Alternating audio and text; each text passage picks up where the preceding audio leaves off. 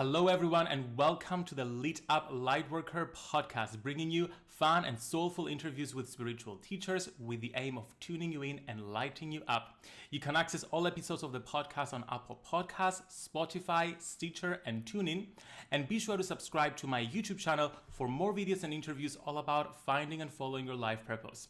My name is George Lizos. I'm a spiritual teacher, intuitive, the author of Be the Guru and the #1 best-selling Lightworkers Gotta Work. And today I have with me David Hamilton. David has a PhD in organic chemistry and worked in the pharmaceutical industry, developing drugs for cardiovascular disease and cancer. Inspired by the placebo effect, he left the industry to write and educate around how to harness our mind and emotions to improve our health. He's now a best-selling author of 11 books and has been featured on Channel 4's Sunday Brunch and on CBS Sunday Morning in the US. David, welcome to the Lit Up Lightworker Podcast. Thank you, George. And, thank you, first of all, for inviting me. I'm so excited to be here. Oh my God, I'm so excited to chat on the podcast. I mean, I've known you for a few years via my work with Hay House, and then we've had so many chats, but I'm so excited to chat about your new book, which I think is so exciting. It's a question everybody asks within the spiritual field, which is, what is the science behind all these quote-unquote woo-woo stuff that we talk about, like crystals and energy healing and meditation, etc. So before we dive into it, I'm curious, what was your inspiration and your desire around writing this book? The book came around in the strangest way for me, actually, because as you know, having previously worked in publishing yourself, normally an author comes in with an idea and pitches a book. And I've done that, 10 times for my other 10 books. But this time, I didn't have an idea. Usually, because I usually get an idea for the next book while I'm writing a previous one, and I find research that doesn't quite fit the context of the one I'm working on, so I kind of park it. And I say, I think I could build a book around that idea. It's really interesting. I'll put it to the side right now. But that hadn't happened this time. And so I asked for a meeting with Michelle Pilley, the MD of Hay House in the UK. Because Michelle's always got her ear to the ground, and I think she knows, what do people want. So I basically went to Michelle with my heart open, and my idea was, how can I serve? And I basically said to Michelle, given what you see my skill set to be, how do you think I could best serve readers out there? What could I best do to answer a question that people have, or to give people what would be of real value? Because normally the author thinks, this is what I think people like, and then I'll go write it. So this time it was the opposite way around, and I basically asked Michelle, how do you think I could best serve, given what you know about the questions people are asking in publishing right now? And she said, well, I was actually thinking something like why woo-woo works. And we both laughed because Michelle said, obviously we'll not call it that. But it was funny, and I said, yeah, I'm not calling it why woo-woo works. But it's funny how the name just kind of stuck. And the more people in Hay House and in marketing people Michelle mentioned it to, everyone said, I really love that name. And then people I mentioned it to said, I really love that name. And it just sort of stuck. So it kind of came around in a strange kind of way. And it stuck perfectly because this is a term that we all use in the spiritual industry, like playfully with one another, like we're into woo-woo stuff, like we're professional woo-woos. But so it makes perfect sense to ask a question around that. So talking about the science behind it. So there are different books out there. You write about the science and spirituality and where they meet, etc. But when it comes to like energy healing, crystals, meditation, what I've heard from people is some people are like, yes, there is definite science about it. Some people are like, well, there are theories that haven't been proven. There are quantum physics theories to suggest that, but they haven't been proven on a bigger scale. So just a general question just to set the tone of this interview. Is there science behind woo-woo stuff? Absolutely, yeah. And for some subjects, there are clinical studies, like for example, Reiki and other things like therapeutic touch and these kind of things. There's lots and lots of studies that have been done, even with hospital patients, which show reductions in pain and reductions, improvements in mental health in comparison with people not receiving the Reiki. For some other subjects, like crystals, where there wasn't any clinical stuff, what I did is explain how they work for us. because science, you can show something in different ways in science. You can actually show something with a scientific study with people, with patients, for example, or you can do something where you actually you explain how a principle works. With crystals, for example, there's 3 distinct ways that scientifically you can say they work. Because, one way with crystals, if I got one, I had one handy there as a prop here. For example, a crystal that's really clear works in cognitive psychology as what you might call a mental representation. So like a mental representation is when something represents something else. So in the Buddhist teachings of Dzogchen, a clear crystal, high clarity, is a representation for the state of mind and the state of being that one wishes to attain. So the moment one puts their attention on the clear crystal and it's now attached to an idea, this is the state of clarity. It then becomes a mental representation, becomes a focus. It becomes easier to focus on that which you wish to attain because its clarity is representative of that. So in the book, I explained some of the science and research around that idea. And also what I did is clear up some of the misunderstandings that people who are skeptical of crystals have, because sometimes you find in healing and spirituality and energy work, it's not that there's no science available, it's just people misunderstand the language. Like people who work in the spiritual arts, for example, might use a particular set of language to explain something, but people in science and in other professional areas they don't know that language. So it sounds as if they're talking woo-woo. So what I also did in the book is show the language is really just 2 different ways of understanding the same phenomena. And when you stitch the language together, what I think I've done quite well, at least in the crystals chapter that we're talking about here, is help to bring, people who work with crystals and people who might be skeptical a bit together and say, wow, that's really interesting. I even tested this out with doctors and professionals to see what they thought, who might be quite skeptical. And this is really quite interesting. Actually, I hadn't realized that's when someone says I'm programming a crystal. I didn't realize that's what they meant. And so I cleared up the language barriers and got rid of the language barriers and showed how these kind of things work. So I think that's so interesting that you essentially created a middle ground where I call them lovingly, quote unquote, muggles and also woo-woo people can come together, so we're able to communicate with one another and find like common ground on our belief systems, and realize that just because we use certain words that are more niche or that are more specific, it doesn't mean that it's something completely different or quote unquote magical from what you're understanding as well. Exactly. That was one of my goals actually for this book, George, was to try to find common ground, because it doesn't have to be this or that. What I've actually said through the book, it doesn't have to be all mainstream and no alternative, and it also doesn't have to be all alternative and no mainstream.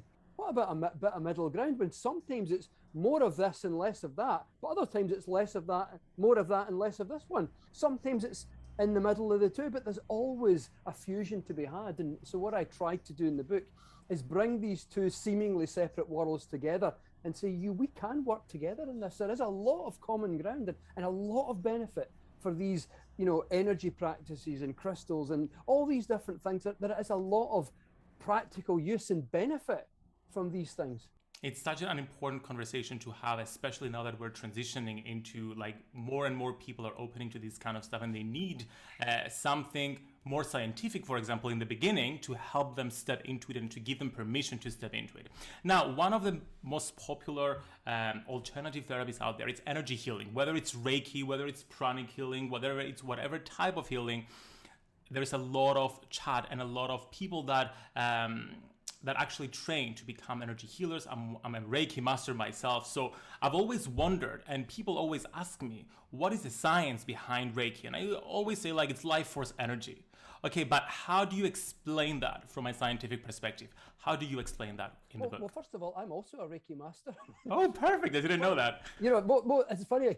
It's not something it's not a conversation I ever really had with scientists and stuff, but I trained in Reiki about 20 years ago. Wow. Yeah, and I've not practiced it for a while. I've dabbled in a number of different healing arts over the years. But, you know, to clear up in terms of energy healing, skeptics often have an issue with the word, you know, bioenergy or biofield and all that. So I addressed this in the book. And I pointed out that, again, it's this language thing. So a biofield is just an electric or magnetic field that's generated by a biological organism. And that's it. There's nothing woo. It sounds woo-woo, but it's not woo-woo. Like if I had to plug my phone into the wall to charge it, then I'm using a physical electric field. But and so the electric field is generated by the circuitry, by the stuff in the house, by the power generation stuff in the house, however that works. But if you generate the electric or magnetic field from a biological organism, i.e. a cell or in the body, which really occurs through the movement of calcium and sodium and potassium through ion channels in cells, that generates an electric field. But you don't call it a normal electric field because it's not generated by a wall socket. It's generated by a biological organism. So it's actually termed a biofield because it's generated by a biological organism. Now, there's movements of ions in and out of trillions of cells in our body, and blood pumps all in a circuit around the body. What that does is it generates not only an electric field, but a magnetic field.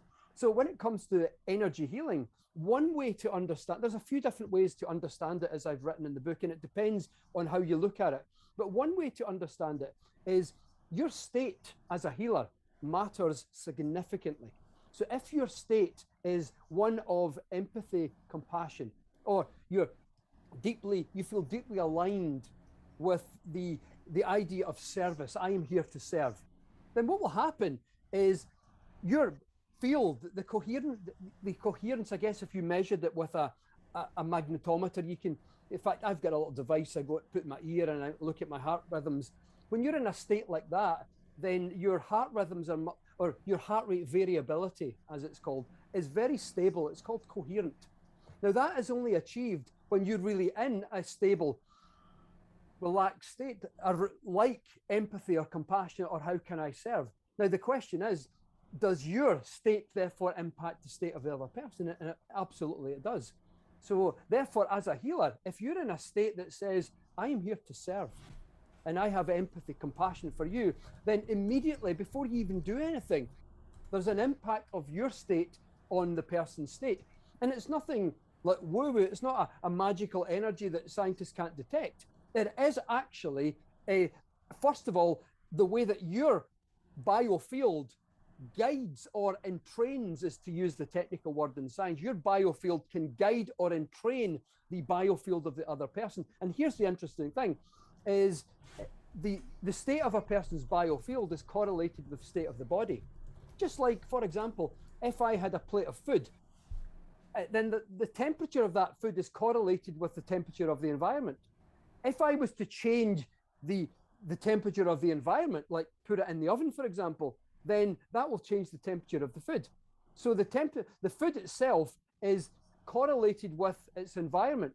In a similar way, the human body is correlated with the biofield that surrounds it. So it's not just that changes in you, how you feel, your state of empathy or compassion or how can I serve, that's affecting your biofield, but it goes the other way as well. The biofield itself will affect the body as well. So one way to understand energy healing is purely on the basis of the state of the healer will be impacting on the state of the patient or the client. So that's one way to understand it. But there is other ways as well, like the interaction of a person's consciousness with the other person's consciousness as well. And as I go further on in the book, I put compelling statistical data showing that your consciousness absolutely does impact on the consciousness of another person. But if and only if you're in a state of empathy, felt connection. If and only if, and I mean that really strongly, if and only if you're in a state of empathy. In other words, you establish as the healer a felt connection with the person, whether they're right here or even in another place. And there's lots of research on that, separating people and putting one person in an MRI scanner, for example. And again, the person's brain will react to the state of the other person. If and only if there's empathy, felt connection. I love that you mentioned the term entrainment, because I think that's really key to help people understand how one body can send energy or entrain that energy into another body, separate body. And I've also read that term around how crystals work, in the sense that crystals have their own vibrational frequency, that when we place ourselves next to them, because it's stable, our unstable energy field can entrain to the stability of the crystal. Is there science behind that, or am I just making this up? No, again, it's a language thing. But see, for me, because I've known a lot of people over the years, having trained and did Reiki myself. I did crystal therapy 20 years ago as well. When I left the pharmaceutical industry, I did a PhD. I'd worked in a technical science environment after my PhD in, high pressure technical science environment. And I knew in my heart that there was something to be learned from a fusion of East and West. It doesn't have to be all just the Western stuff that I was working on. There was a fusion to be learned. There was something to be learned from a fusion of the two. So when I left the industry, I spent a year or two diving into different types of experiential stuff. I did shamanic journeys. I did Reiki. I did crystal healing for a year, every second month. And again, it comes down to a language thing. So quartz, for example, has a property that's called diamagnetic. Now, what diamagnetic means is it repels the Earth's magnetic field. Here's a good way to think about it. Let's say you're standing in the rain and the rain is pouring down. If you then put an umbrella up, then what the umbrella will do is it will protect you from the rain, and the rain will then move over. And if there's someone standing beside you who doesn't have an umbrella, they're going to get twice as much rain, right? So what the umbrella does is it bends the path of the rain onto anything in the vicinity. So a diamagnetic substance does something very similar, but it's not bending the path of the rain, it's bending the path of the Earth's magnetic field. But what it's doing, it's bending it around itself, which means it's dumping more of it onto anything in the vicinity. So the question I posed in the book, given that quartz crystal is diamagnetic, absolutely anything close to a diamagnetic substance will get more of the Earth's magnetic field. So the Earth's magnetic field will be intensified around the vicinity of a crystal. So the question I posed is that significant? Now, research is at an early stage, but there does seem to be evidence in science in an area of research called plant magnetoreception that looks at the changes to the intensity of the Earth's magnetic field, and it absolutely has an effect on the rate of growth of plants. And right down to the genetic level, recent research shows that plants that have a diamagnetic element, zinc, in them, plant soils that have zinc, a diamagnetic mineral, the diamagnetism of the zinc actually alters the activity of a gene that controls iron uptake. Now, iron uptake is crucial for the use of, for how chlorophyll works. So in other words, if iron uptake is good, then a plant will be deep in green and will be dark green from the chlorophyll. So it turned out that greenness, the activity of a gene, was affected by the diamagnetism of zinc in the soil. Now, quartz crystal is diamagnetic as well. So I presented some of that evidence and left it as an open question and almost a challenge in science. Let's do some research on this, because in my opinion, the diamagnetism of quartz does actually have an impact on biological processes, but to what degree, I actually don't know, but I did a wee bit of testing myself on plants. And so here's the language thing. When you talk about a vibration, we might call it a vibration. To a physicist, they will call it its diamagnetic index, its degree of diamagnetism, or its paramagnetic index, because some minerals, some crystals have the opposite of an umbrella. They have a funnel, and they pull the Earth's magnetic field in and deprive it from the vicinity. But actually lowering the Earth's magnetic field can impact positively in plants as well. So someone in the spiritual arts might call it a vibration, but a physicist would call it its diamagnetic or paramagnetic index. It's just a language tweak, really. But it's the same idea. Yeah, that's so interesting, and I think I'm just so used to talking with scientists about spirituality because my two best friends, one has a PhD in quantum physics, the other one has a PhD in epigenetics, and they're both spiritual. So I get to have these conversations, and because they get my spirituality, they translate it in their heads in a scientific way, and then they explain that to me, and it makes sense. But most people don't have that experience, and therefore when they meet someone who's in a completely different field and there's some clashing. So that's why I believe like this book is so important right now, because as you said, it's going to create this common ground for us to start having this conversation and pushing the envelope of research so that we can find more answers about that. Yeah. Now, I love it. Can I just Yes, also of quickly, course. there is another way to understand the vibration as well, like the different colors of crystals. Now, to a physicist, a color is really just the frequency of light that bounces off photoreceptors. Pardon me, that bounces off photoreceptors in our eyes, and so different colors of crystals, in a sense, they have they vibrate in that sense, in the sense that light of a particular vibrational frequency bounces off them and is absorbed by the eye. So your physicist friend probably will understand it in that sense, that the different color of a crystal represents a different vibrational wavelength of light. And here's the thing, I've got a big section in that chapter of the book also about how different colored crystals impact us. And I explored the science of color psychology and how, here, for example, colors impact us dramatically. A study gave people a cherry flavored drink, but they put a green dye in it and made it look bright green. Do you know 37% of people couldn't taste cherry, and they could swear that it was lemon or lime?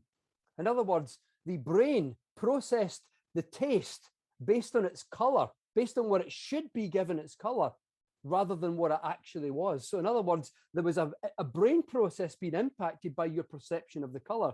So I explained, in terms of what we might call its vibration, I explained that different colored crystals, because of what color represents in the human psyche, will bring about actual effects in humans as well. So in terms of crystal jewelry and working with crystals, if you use a particular color through color psychology, it really can have an effect. I love how multi-layered and how multidisciplinary your approach is, because you're not just seeing it from your the chemistry perspective. You're going to psychology, you're going to physics, and you're merging all of it together. I think that's a very well researched and well-rounded approach to seeing that. And I love that you also talked about nature and how nature is healing. And I mean, a lot of the alternative healing modalities out there are focused around nature. Something that I do myself, I'm working with flower essences, which are essentially the vibration of different plants and flowers, and you're allowing that vibration to work on the subtle layers of your being. Now, talking about nature in general, not specifically about flower essences, but essential oils, like there's so many different healing modalities. How is nature healing, and is nature healing? Nature is absolutely healing. You know, the human species, in over eons, the human species and our predecessors have spent 99.99% of our time in nature and natural surroundings, and only 0.01% of our time in blocky, built-up surroundings. So the human body is attuned to natural surroundings. Now, in comparison with the average background level of stress that most people live with much of the time, our ancient ancestors lived in a state of relative calm, where the calm portion, or it's called the parasympathetic portion of the nervous system, was more dominant than it is for us today. For us today, the sympathetic, the stress response one, is more dominant. It's used much more often than it was back then. So because of over eons, that relative state of calm became associated with, in the psyche and in our biology, with green spaces and natural surrounding, with trees and grass and flowers and running water and the sounds of birds tweeting and bird song. And so nowadays, because that evolved over eons. Nowadays, the moment we find ourselves in a green space, in a natural surrounding, the nervous system itself moves towards parasympathetic dominance. Now, I quoted lots of research that shows that actually happening. When scientists put people in a state of stress and they expose them to natural surroundings or blocky surroundings and watch how fast the nervous system returns to balance, and it returns significantly faster in people who are exposed to green spaces, even if it's just the image of one on a computer screen or the idea of one, which in terms might resonate with the idea of the little plant essences here, the flower essences you use, the idea of it as well. In one really clever series of experiments, scientists in Norway measured the rate of recovery of hospital patients, half of whose window gave them a panoramic view of nature in the hills and valleys and forests and trees. The other half, their window offered them a view of a car park or another hospital building. The recovery rates of those who had the panoramic view of nature were faster in their mental and physical health than those who had the view of a brick wall. And it's not just because it looks kind of nice, there's an actual impact on the human nervous system.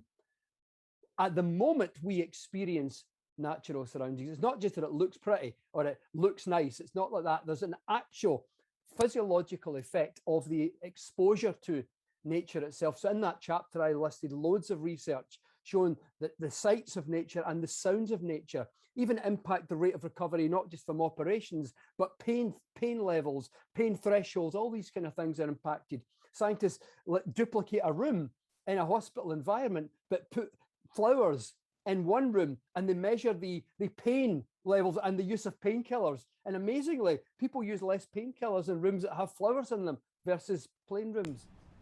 David, I 100% relate to that, and I have first-hand experience with it because last year, sadly, my dad passed away from cancer earlier this year, and I was with him throughout the whole process in the hospital, from room to room, from hospitals to hospital, and I noticed that in places, in hospitals where he was in a room with no windows, completely institutionalized, he would be more upset and it would take longer time for him to heal. And I would always go with my essential oils and my aura sprays, and I would just work my magic around the room, and then I could instantly feel him like lighting up. And even like in the evenings where he couldn't sleep and he was calling me like at 3 a.m. in the morning, I can't sleep, I'm in pain, I would go there with my essential oils. In 30 minutes he would like calm down and go to sleep. And my dad was the biggest muggle you've ever met. He did not believe in these kind of things, but as soon as he saw that it worked, he was reaching out to me like, George, can you please come do all the woo-woo stuff to me? And I would come and do Reiki and spray him with flower essences and do all that. So it's fascinating how when we feel something, when we experience something, our whole perspective changes. When people try to challenge me around spirituality, I'm like, experience it and then you'll see for yourself. So don't judge it before you do that. David, thank you so much for sharing all these fabulous tools with us. And of course, everybody can read Why Woo Woo Works to get all the information, all the scientific information. I'm curious before we finish, what's your hope for this book and the future of science and spirituality? Well, I would like to see a closer integration of what we call mainstream and complementary practices. I think that the future represents a fusion of the two. I think there's a lot of situations where a person might benefit more, just as well, or even more from a restorative practice, any practice that eases the nervous system into a state of restoration. And so many complementary therapies do that very, very well. And indeed, and so I talked a wee bit about that. And I'd also like to see, less animosity between the two camps. I've always considered myself a bit of a peacemaker. I struggle in conflict. It impacts my nervous system. I feel anxious when people are in conflict and stuff. And so I really do struggle with that. And so I've always been motivated to try to bring conflicting sides together. And so in this book, I hope I've done a decent job in trying to explain the language for these people that these people use, and try to explain the language for these people that these people use, and say, look, we all have the same intentions. We want to help people. And there's just a wee bit of a language barrier. And if we just understand that there is a lot of science there, most of the woo-woo science is only known to people who are working actively in that research field. And so it's not that it's actually woo-woo, it just doesn't sound plausible to a lot of people because they don't know that research is there. So what I tried to do in the book is just say, let's be friends, let's understand each other. And I'm sure there is a happy fusion of East and West, something good to be found in the middle. And I don't even know what the actual answer is. It will evolve for itself. But there's something in the middle where we're all friends that is the future, I think. It's definitely started to happen because last year I did a university specialization in clinical aromatherapy. It's not practiced so much in Europe, but in the US, there are so many hospitals that are bringing in clinical aromatherapists who work with clients instead of using pain medication, for example, like applying essential oils and how this can work. So I'm excited to see how this goes. And David, can you please let everyone know where they can get a hold of the book and where they can get in touch with you? Well, the book is available in Amazon and all bookshops and booksellers, I think. My website is where you can get access to most of what I do, drdavidhamilton.com. And that's got links to my social media handles. So I'm on Instagram, Facebook, Twitter, LinkedIn. But you can get all the links from my website. Yes, and of course you can find all the links in the show notes below. David, thank you so much for coming on to the Lit Up Lightworker podcast. I love this conversation, so fascinating, and I can't wait for everyone to experience your magic and the magic of why woo-woo works. Thank you so much, George, and thanks again for inviting me. It's been really great to catch up and have this little conversation.